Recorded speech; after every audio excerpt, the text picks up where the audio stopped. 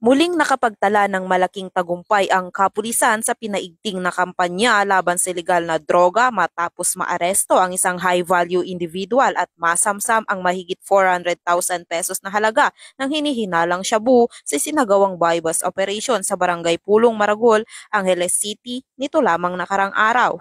Ang operasyon ay pinangunahan ng Angeles City Drug Enforcement Unit sa ilalim ng pamumuno ni Police Colonel Joselito E. Villarosa Jr., City Director ng Angeles City Police Office. Kinilala ang naarestong suspect na si alias Ronron, 29 anyos, residente ng Hadrian Street, Mountain View, Barangay Balibago, Angeles City. Nasamsam mula sa kanya ang 4 na heat-sealed transparent plastic sachets ng hinihinalang shabu na may kabuang timbang na humigit kumulang 60 grams at may standard drug price na 408,000 pesos.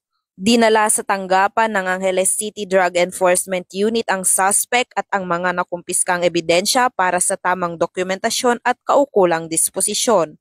Nahaharap ngayon ang suspect sa kasong paglabag sa Sections 5 at 11, Article 2 ng Republic Act 9165 o ang Comprehensive Dangerous Drugs Act of 2002.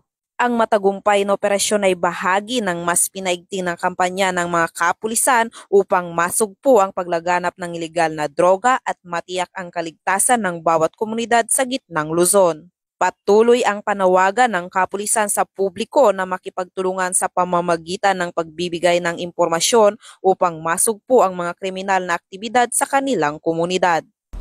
Mula dito sa gitnang Luzon, ako ang inyong PNN correspondent, Patrolwoman Jilly Advincula Peña, alagad ng batas, tagataguyod ng Balitang Pulis.